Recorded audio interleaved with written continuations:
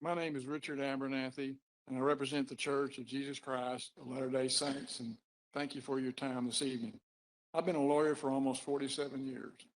In 46 of those years, I've represented cities with pride and gratitude.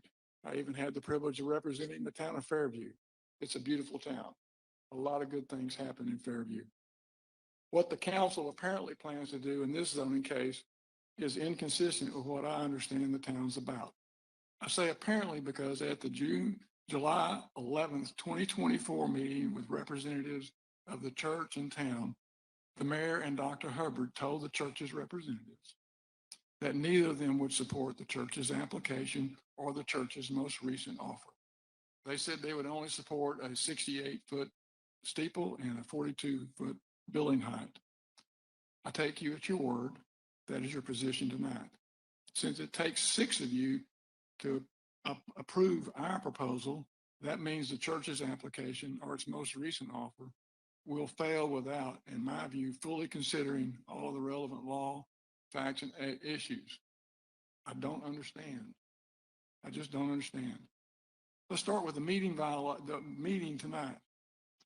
Fairview's new procedures for the operation of this meeting effectively denies this church, its members, its representatives, and supporters from both attending and speaking at the meeting, which very likely is a violation of the Open Meetings Act. This differential treatment should not be allowed by you. For example, your sign outside states that there cannot be live streaming inside the building.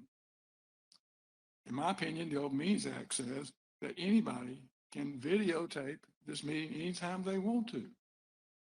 What is the basis of your denial to allow anybody in here to videotape whatever they want to videotape or live stream it? I cannot find where you publish the rules for the process of making public comments. In my opinion, that is a requirement of the Open Meetings Act. I haven't seen them, and maybe you have them, and I haven't seen them. So I'd like to see them. And why are you not allowing everyone who wishes to speak during public comment the opportunity to do so? My understanding of the Open Meetings Act and the Attorney General is you have to require everyone to speak. I spent a lot of time in these meetings, and this meeting's going to be long. I sat through a lot of long meetings, but everybody got to speak. Let me turn to the town planner. The town planner has written 3 reports on this zoning application. One's dated April 11th, another is dated May 9th, and the third is dated August 2nd. In the first 2 reports, the town planner supported the site and landscape development plans and stated the steeple and the building heights were, quote, policy, end quote, issues for you to decide. The April 11th and May 9th, 2024 planning reports, when read together, find compliance with the landscape buffers and the lot coverage. As Tom said, he concluded in those reports that the traffic impact study does not require further additional deceleration lanes. Parking spaces are sufficient. The runoff for the proposed drainage is properly engineered. There is adequate water supply. There is compliance with the outdoor lighting requirements for parking, and there is compliance with the town's architectural lighting standards and others. I won't repeat them all. Regarding building height and steeple height, he states the town approved, this is the land planner, said the town approved the Creekwood Methodist Church steeple height at 154 feet and concluded that, quote, staff is supportive of the site and landscape development plans, end quote. Based on these reports and what Mr. Coppin has said tonight, I don't think there's any objective basis for you to deny this zoning request. However, if you've read the August 2nd, 2024 staff report, you know that he removes all references to the compliance with town regulations, except the heights and the steeple in the building. Staff also removed any comments regarding support of the site and landscape development plans. I don't understand. Was staff directed to change this? The town was told we comply with the town's regulations. Just to make it clear, the objective thing Didn't hear. is that 154 feet is shorter than 173 feet So even stats if stand by Creekwood the was statements approved, they made in April, the church is still asking for more than has ever been approved in the town. regarding the compliance with the I town think- And wall heights of 65 feet were never approved in Do any you think- building. Do you think that's the reason, If Nemo, not, for when is the town going to tell the church them what it lowering the needs to height do by to whatever it comply? was, 16 We have feet or spent 17 months feet I think to they get were it trying to to get that? close to that. in an effort Yep. to comply with all your regulations. And in many cases, we went above and beyond what was required.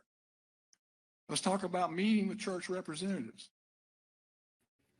The church has been asked. And I just wanted to point out really quickly, this is the lawyer in the initial meeting with the residents there that threatened them right away with RLUIPA. The very first time the church ever interacted with the residents, this is a litigator doing his thing. But that offer was declined by the mayor. He said in an email that we should meet after the P&Z meeting. So we had the P&Z meeting, and then we asked for a meeting. Fairview only offered to meet at 4 p.m. on June 4th, which was a few hours before the 7:30 council meeting that night, when we were going to consider this very issue. After some discussions, we negotiated and worked together to come up with 1 o'clock that afternoon. We also met with Dr. Hubbard and Mayor Lessner and the town staff on July 11th, 2024. With other meetings with other council members were declined, even though we invited to meet even with their town council. We also asked the town attorney to meet with us in person. He declined. I'm not aware of anything in the Open Meetings Act that prohibits you from meeting with members, with us meeting with members of the town council or the town attorney to discuss our concerns and our applications in your city or your town. It's unfortunate that we've not been able to have more of those discussions. I assume that each of you did the same by not meeting with citizens who oppose the zoning's application. And I assume you did not discuss with each other how you're going to vote, because you know from your training in certain cases that can be a violation of the Open Meetings Act. At the first of the two meetings, we met with city staff, including Mayor Lessner and Dr. Hubbard. Him alluding to them not meeting, that's not true. They have sunshine laws. They can only meet with certain people under certain criteria. That is not true what he's saying. That's correct. And they only asked for the meeting with the town council slightly a couple hours the day before the meeting. Just same thing happened here where they just sent the lawsuit in. All of these RLUIPA laws that they put their briefing in, they sent in 24 hours before. They won't send it in before so they have anything to discuss. And the last point I want to make is there's no decision makers at any of these meetings. So what is the town council supposed to meet about? Nobody that they meeting with can make a decision No or tell them church anything. decision makers. Yeah, the church cannot make a decision. That's our position. We've been wrong before. Why didn't you just tell me what's wrong? I've been wrong lots of times. We also provided Fairview and your town attorney a total now of 3 written briefs regarding the applicable law.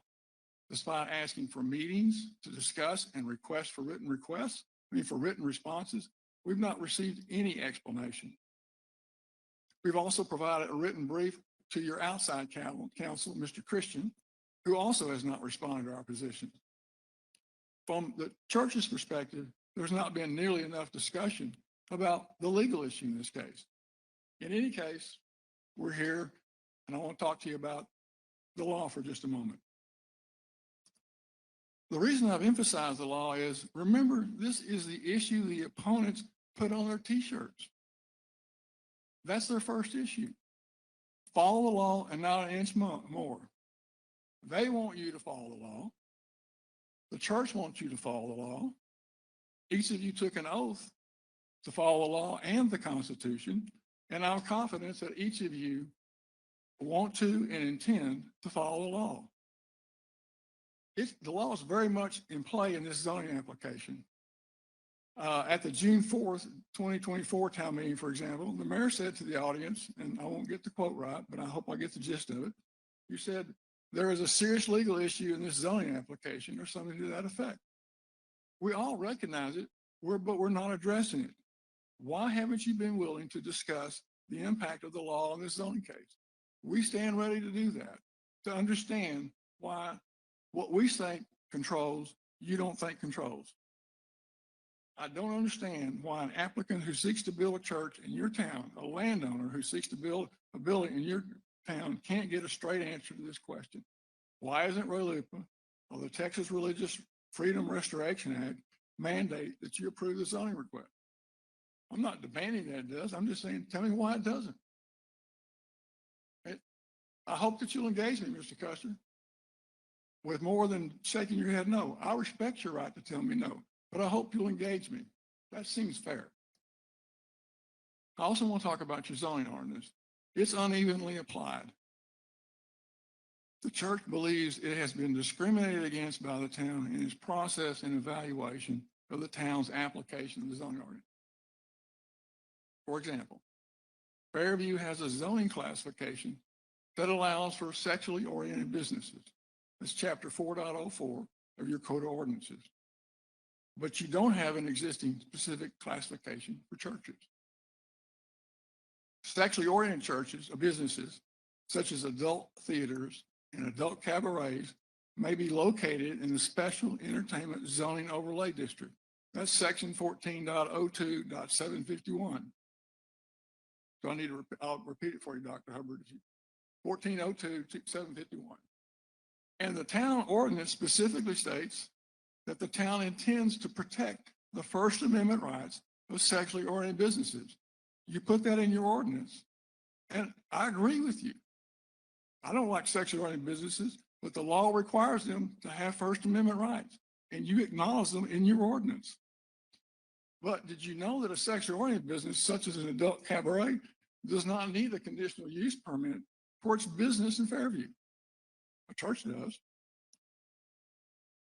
The town passed laws to recognize and legislatively protect the First Amendment rights of the owner of a sexually oriented business. Not so for the church. The church can't even get the council or its attorney to discuss the First Amendment and statutory rights and the town's position on those rights so we could possibly come to an agreement. But unlike sexually oriented businesses, drilling for oil, hamburger joints, residential homes, assuming they've got zoning, they don't have to come to you and obtain approval because they've already got that approval. They got to comply with your rules, but they don't have to come down and do what we're doing, which is get a new zoning classification. By requiring the church to seek approval for the right to exist in Fairview when dozens of other businesses don't, that sure looks like discrimination, and it sure appears unlawful. Let's talk about the applicable regulations and the compliance by the church. In my opinion, the town's regulations applicable to the church are ambiguous. They focus on the wrong issues and they ignore state and federal law. Let me explain why. The CUP states that the zoning classification may, quote, contain such requirements and safeguards as are necessary to protect adjoining property, end quote. That's one of the things that you can consider under your ordinance. Section 14.02.517 of the town's code of ordinances identifies 10 factors the council, quote, may take into consideration, end quote, in granting or denying the church's CUP application. The church's application plainly satisfies the first 9 of those factors, but also that ordinance allows, in considering the church's application, you can take in consideration 2 other things. One is the aesthetic appearance of the use, and the other is the other sensory effects that the use may have on the established character of the neighborhood, its property, and the property within the town as a whole. I asked the question to myself, what do those standards mean and how are they applied? Do any of you know how they're done? Has someone interpreted those words in another document that I haven't seen? Because I haven't seen it. These factors are assessments, not facts. They're not criteria. And without criteria, how do you ground the assessment that something is not aesthetically acceptable?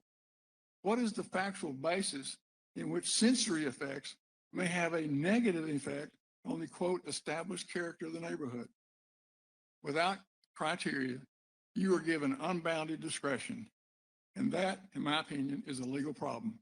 It ignores the right of your landowners and your citizens to understand the basis for your decisions. How many We're in Texas. Property rights of owners are essentially sacrosanct. This assessment in the cup doesn't even consider the rights of the landowner to develop its property. These factors and the lack of guardrails to apply them uniformly and consistently, in my opinion, violate the RLUIPA and the Texas Religious Freedom Restoration Act and place a substantial burden on the church. Let's talk a minute about the application of the ordinance and then complaints by the citizens. Despite my concerns about your ordinance, if fairly applied, I believe that the proposed temple satisfies the CUP factors. The temple will be on what is referred to by some as Church Road. It will be surrounded by 3 other churches. The proposed use could not be any more consistent with the character of the neighborhood as voted on and approved by you or your predecessors. Yes, it's near residential neighborhoods, but from the beginning of this country and long before, churches have been built primarily in residential neighborhoods because that's where the people live. The Supreme Court of Texas long ago declared, quote, excluding churches from residential districts does not promote the health, the safety, the morals, or the general welfare of the community. To my knowledge, that is still good law and common sense.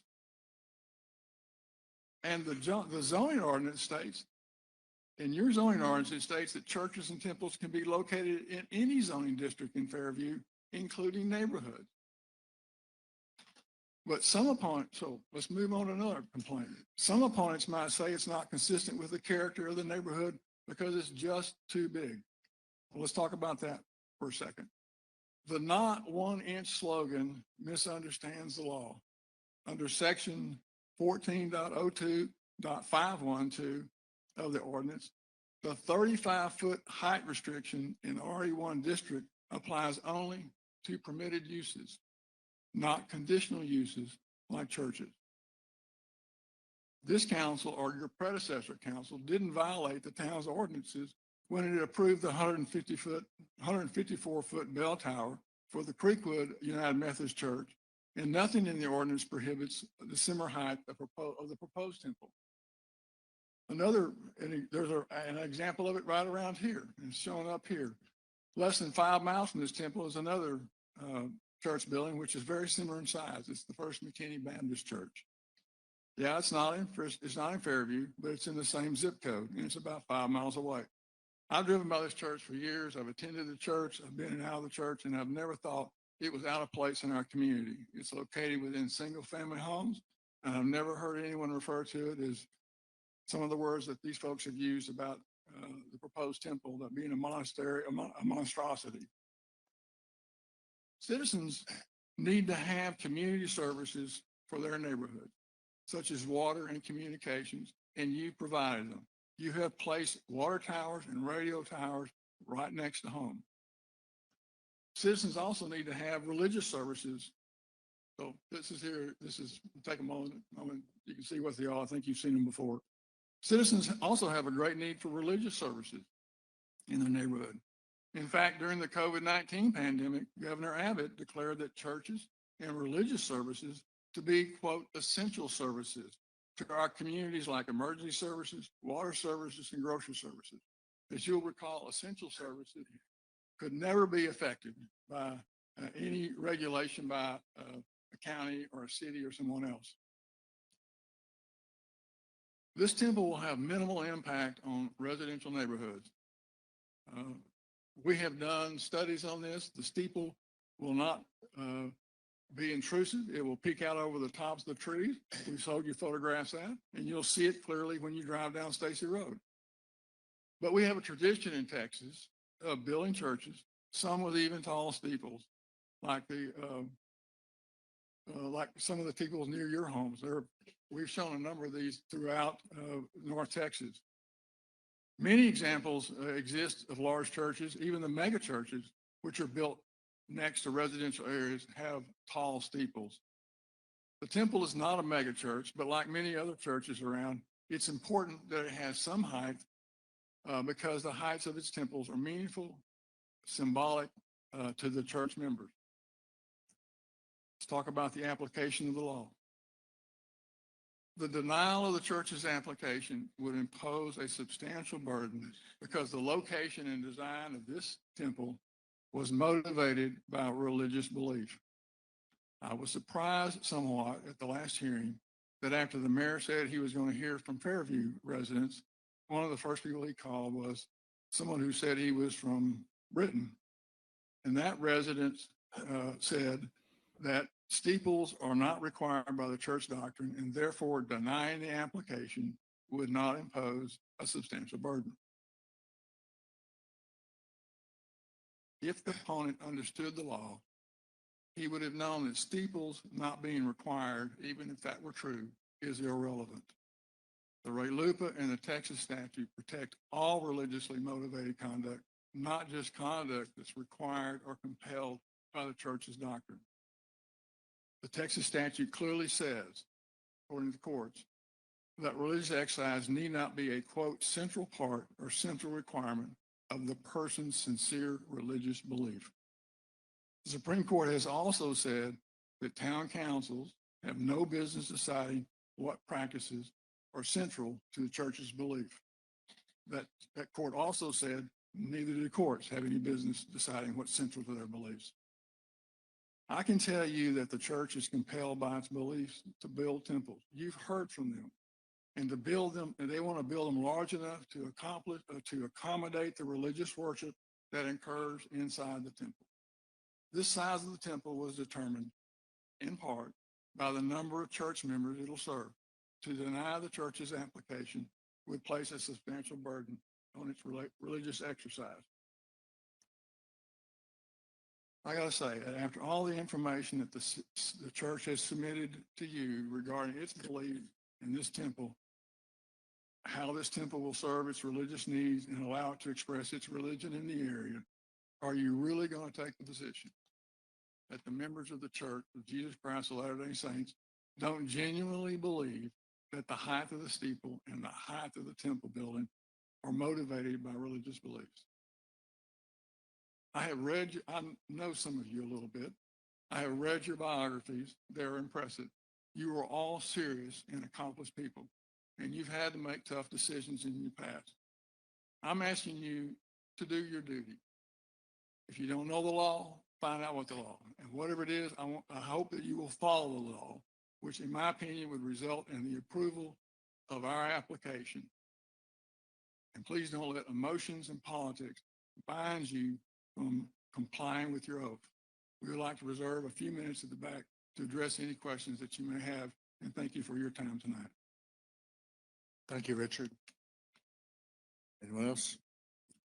All right, I have some remarks I'm going to read. And this is to educate folks on both sides of this issue. I have a little different opinion in some of the things you've heard. So first of all, I want to address the hundreds of Fairview residents who have studied and researched data related to the LDS history of temple building. First, I'm so proud of the hundreds of Fairview residents who have studied and researched data related to the LDS history of temple building. You've kept your focus on the issue at hand. This is a zoning issue, not an issue related to anything to do with the LDS Corporation. Thank you for your signs of strong support as the council works through this issue. I also want to thank those in our surrounding cities, as well as groups and individuals around the country and around the world, and current and former LDS members who have stated their support for the town of Fairview's position on this matter. The issue of revising our zoning ordinance for this proposed building is the biggest crisis that has ever impacted our town. I personally have heard from Fairview folks in every corner of our town, encouraging me and the council to resist this intrusion into the residential area of our town. I'll give you a copy of this if you need it, so you don't need a copy. Now, I want to address the thousands, potentially, I don't know how many people are outside, but I know there were thousands last time, of LDS folks who are here somewhere in the vicinity of this meeting or listening online. First, welcome to Fairview. This is a great place.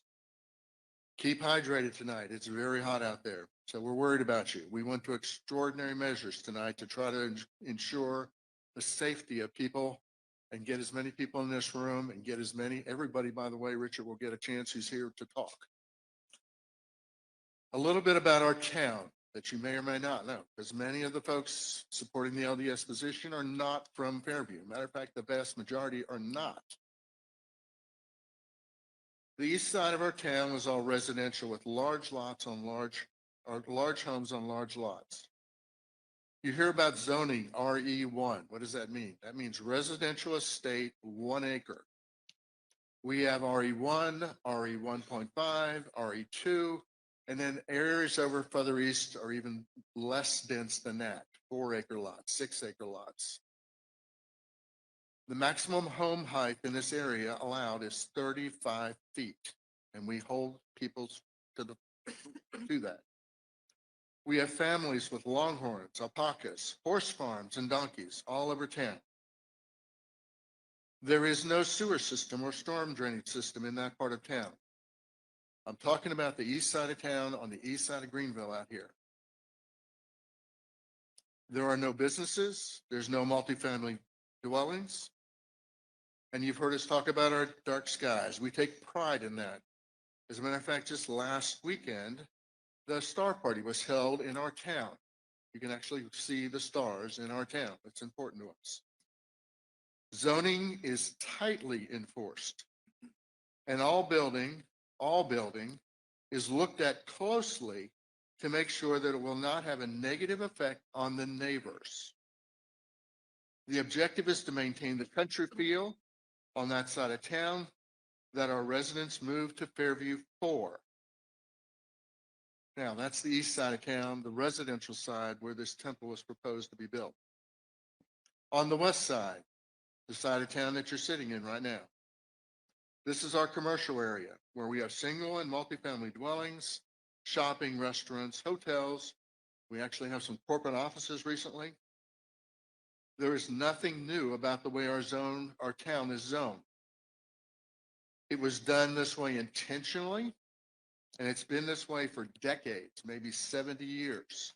So this is not something that we just came up with yesterday. This is the way the town was laid out, and it's why people move here, to keep the country feel on that side of town. So if you were here at the meeting, I have a request. I would ask you to walk about 50 yards about that way, go north, and of the building we're in, to the steps of Fairview Town Hall. And I've had some of your folks up there, which is in our commercial area. Look up at that town hall. It is 65 feet tall, coincidentally, same as what the temple is proposed to be, and contains 22,000 square feet of office space. The building that your leaders from Salt Lake City are proposing is 65 feet tall and about 45,000 square feet, surrounded by gleaming white marble and topped by a 109-foot spire. The proposed temple building itself is literally twice as large as our town hall. And then you stick the 109-foot spire on top. That takes it up to 174 feet, which is taller than our water towers. This proposed gigantic building is to be located in the residential side of town, the east side, where the maximum allowable height again is 35 feet. Every home over there conforms with this. You can actually get up on a drone and find homes that have flat roofs because of this limitation. We enforce it. At this location, this proposed building would be so out of scale, so out of place, that it would look like some alien civilization has dropped it onto that property. And I'm sorry if you don't like that, but that's what it looks like. This is the crux of our zoning problem. It is hard to imagine how an architect or site planner or a simple casual observer could not see how out of place that building would be given the RE1 zoning. Now, again, for the LDS folks listening, this is kind of our side of what you heard a little bit ago. Your representative's position with our residents from the very start has been, if you don't like this, if you don't approve this building as is, we will sue you. If y'all remember the second information center, many of you people that are in this room were there. Your local LDS leaders, I'm talking to the LDS folks in the room, have taken the position if our residents don't like the proposed gigantic building, then move. An LDS family would be more than happy to pay a premium for your property to live so close to a temple. People who move to Fairview, they raise their families here and they tend to stay. So we have very long-term residents in this community. There's, we have new developments coming in, but when people get here, they tend to stay. This is why we are pushing so hard and why they are pushing so hard against this proposed building. Your attorneys from Salt Lake City are very smooth, calmly starting our conversation with the fact that they've dealt with municipalities many, many times, if y'all remember that conversation, and essentially have forced these communities to take an unwanted large building. What a thing to be proud of. Their message to us is fighting this gigantic building proposed for Fairview is really a waste of our time, and you heard that tonight. I think the word for this attitude is extreme arrogance, and it's what we in Fairview will remember about the LDS representatives. I would also add, shame on the local leaders for stabbing our town in the back. They knew exactly the impact this building would have on our town, and obviously don't give a flip, which is really disappointing. There's no secret what the town of Fairview would have done with this or how we would have reacted. And if somebody didn't tell the folks from Salt Lake City, shame on y'all. Fairview has 8 religious buildings in our small town, one of which is the LDS Meeting House. The town and its residents have had no issues with any of them. In fact, the current LDS Meeting House is the tallest building at 68 feet in our residential zone. We have offered a CUP, conditional use permit, for the proposed building that includes a 42-foot maximum building height, which, by the way, is the height of the Chase Oaks Church, with the spire going up to 68 feet, with 42% impervious coverage of the property. The size of the Dallas Temple, which most of us have been to see multiple times, is close to what might work for Fairview in our residential zone. We have suggested that. We have also suggested that if for some reason this building must be built in Fairview, which we're not sure why, but for the LDS corporate folks in Salt Lake City to save face, this large building, as is, would probably fit into the commercial zone with few issues. That's on this side of town. So I ask the LDS folks listening tonight to join with the numerous LDS groups around the country that are protesting the use of LDS's organization, Great Wealth, to target smaller communities. This is happening all over the country right now, sometimes threatening to bankrupt the town. That has happened. To try to force zoning changes so they can erect gigantic buildings in residential zones. Most of those churches that are these pictures of are in commercial zones, by the way. They're not in residential neighborhoods. If the town of Fairview and its residents are somehow forced to accept this misplaced gigantic building, thousands of folks from this area passing by that building every day will only see and remember the legacy of LDS arrogance. I suspect that is not the legacy that you want to leave with. So I ask one more time, please, if you're here from the LDS community, please walk about 50 yards up to our town hall, take a look at that building, double the size, and put a 109-foot spire on top. That is what the issue is. The building is way too big, way out of place for that location. We've given options, what could be done. I think they're reasonable options. End of my speech. Thank you.